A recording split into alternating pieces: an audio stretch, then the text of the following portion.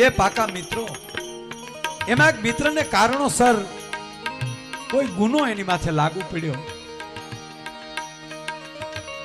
અને સજાઈ મોત, ફાંસીની સજા મળે છે. જે દિવસે એને ફાંસી છે તે દિવસે એના મિત્રો એને મળવા જાય છે, એનો મિત્ર એને મળવા જાય છે. મિત્ર ઉભો છે, અધિકારીઓ ઓલાને પૂછે છે, તારી છેલ્લી ઈચ્છા છે ભાઈ કાંઈ? આ માણસ એમ કહે છે અધિકારીને, આવું હોય નહીં, આ દ્રષ્ટાંત છે. સાહેબ, નાનો હતો મારા માવતર ગુજરી ગયા, મારા પિતાજી ગુજરી ગયા, મારી માં એક જ છે, બીજું કોઈ સંતાન નથી મારી માં, હું એક જ દીકરો. આપે મને ફાંસીની સજા આપી છે. આમ તો જો કે કાયદો એવું છે કે જેનું એકલો તો સંતાન હોય એને ફાંસી ના આપી શકે,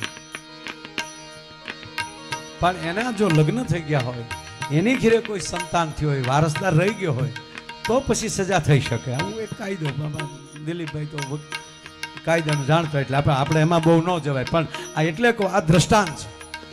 હા, એટલે કહે છે કે મારા જનેતાને બીજું કોઈ છે નહીં, આપ જો મને 2-5 દિનની રજા આપો તો હું મારી માનું કઈક વ્યવસ્થા કરતો આવું. સાંભળજો આ વાત. એમાં એનો જે મિત્ર સાંભળતો હતો એમાં ઓલા અધિકારી કીધું કે ના, એવું ન, તને અહીંથી જવા ન દેવાય, તું જઈ ન શકે, પણ હા કોઈક એવો જામીન આપી દે કે તારે બદલે તું ન આવ ત્યાં સુધી ઈ અહીંયા રહે, અને તું ન આવ તો ફાંસીને માથડે ઈ ચડી જાય. આવો જામીન આપે. મરવા જામીન કોણ થાય છે? એમાં ભાઈબંધ સાંભળતો હતો ને, એ ધીરે ધીરે આવ્યો, અધિકારીને કીધું કે હું 1 મિનિટ મળી શકું મારા મિત્રને? ખા, મળી લ્યો. એને ખંભે હાથ દઈને એનો મિત્ર બોલ્યો, અમે મરી ગયા, તારી જનેતાની તું ચિંતા કરજો. આજ હું તને વચન આપું, તારી જનેતા એ મારી જનેતા. જા, મારી માં ભૂખી રહી તો તારા માં ભૂખ્યા રહે. છતાં તને વિશ્વાસ ન આવતો હોય તો લાઈવ સ્ટેમ્પનો કાગળ હું સહી કરી દઉં, તું તારી જનેતાને મળી આવ. તું આવ ત્યાં સુધી હું જેલમાં હું રહીશ. જામીન લેવાના ઓલો ગયો. સાહેબ, 1 દી 1 રાત, 2 દી 2 રાત, 3 દી 3 રાત મુદત પૂરી થઈ, ઓલો ન આવ્યો. છેલ્લે 5મે દિવસે એને ફાંસી દેવાની હતી. 5 દી પૂરા થયા અને આને કીધું કે હવે ફાંસી એટલે તારે ચડવાનું, તારો ભાઈબંધ તો ગયો, એ આવ્યો નહીં. સાહેબ, એને હાથકડી નખાણી, ફાંસીના માચડા પાસે લાવ્યા, ગાળિયો થોડોક આગો હતો, નાની આંખમાં આહુડ આવ્યા. ત્યારે અધિકારીઓએ કીધું પેલા જામીન છે ને હવે હું રોવા બેઠો છું. ત્યારે એને કીધું સાહેબ માફ કરજો, જગત રોવે ને હું રોઉં છું એમાં ફેર છે. ફેર કે હા, મારી એક આંખમાં હરખના આહું છે, બીજી આંખમાં દુઃખના આહું છે. હરખના આહું છે એ ઠેકી ઠેકીને બહાર નીકળે છે, દુઃખના આહું છે એની સીધી ઊભી લીટી થતી જાય. સુખના આહું એ ટાઢા છે, દુઃખના આહું ઊના છે. દુઃખના અને હરખના કે હા, હરખ એ વાતનો છે કે આ ભાઈબંધને બદલે ફાંસીને માથડે ચડું છું એનો હરખ છે. તાક તો દુઃખ કઈ વાતનું છે કે દુઃખ એ વાતનું છે કે આ જગતના ચોકમાં મારો ભાઈબંધ જીવતો નહીં હોય, નહીતર આવ્યા વગર ન રહે, એનો મને ભરોસો છે. સાહેબ, આ ભરોસાની વાત છે મારો કહેવાનો અર્થ. સુદામાને એટલી ખબર નહોતી કે આવી રીતે મારો બાપ દોડ્યો આવશે, પણ સાહેબ ખંભા ઉપર પિતાંબર પડી ગયું ભગવાન. અને મારે વાત એ કરવી છે, અત્યાર સુધીમાં ભગવાન કૃષ્ણના ખંભેલી પિતાંબર 2 વાર પડ્યું છે. એકવાર દાદો ભીષ્મ આવ્યો ને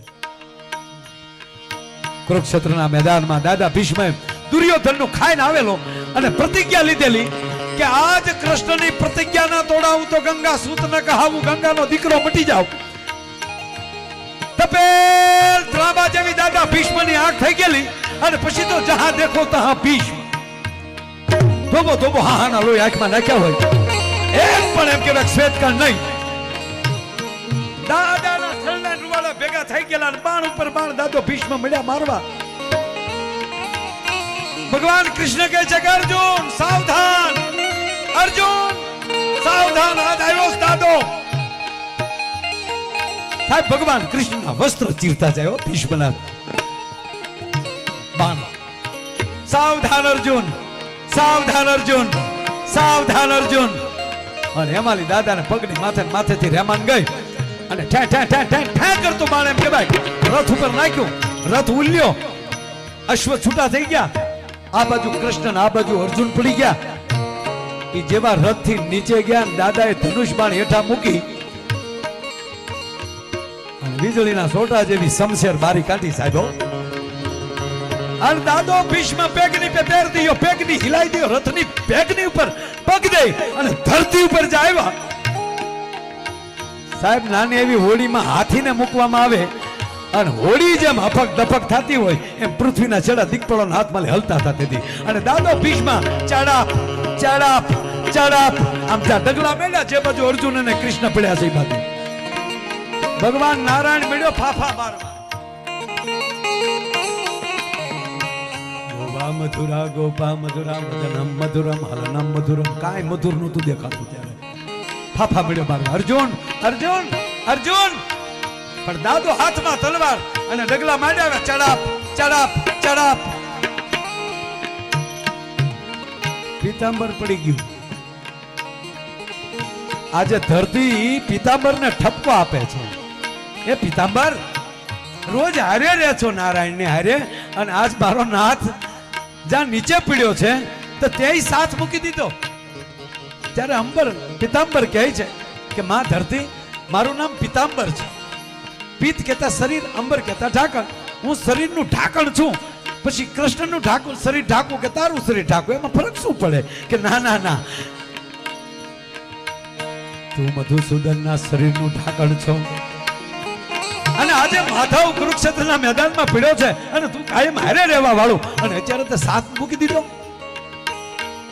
માં ધરતી મેં સાથ નથી છોડ્યો તો રોજ હારે રહેતા હોય ને એને ક્યારેક હટી જવાય.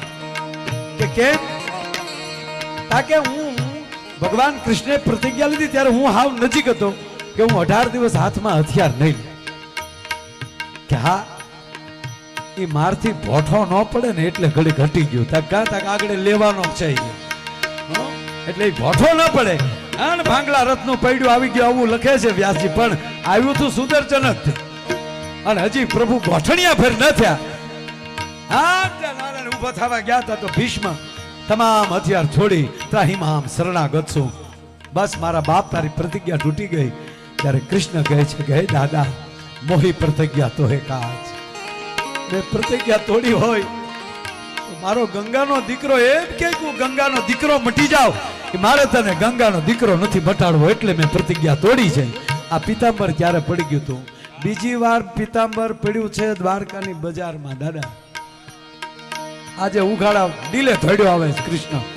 આજે ફરીવાર ધરતીએ પ્રશ્ન પૂછ્યો કે પીતાંબર આજે કેમ તું પડી ગયું, આજે કેમ હટી ગયું?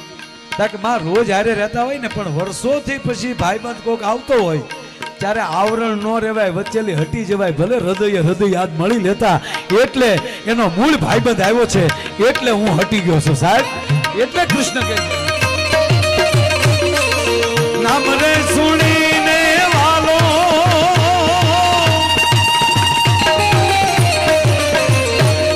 દોડ્યા ગીરધારી રે,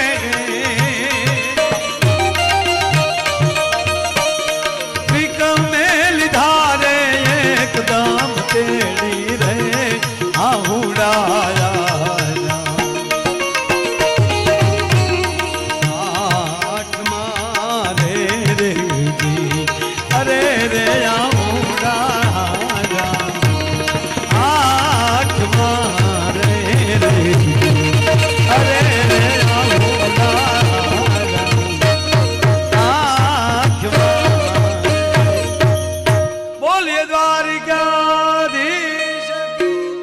रामचंद्र भगवान की, भारत माता की, नमः पार्वती पति।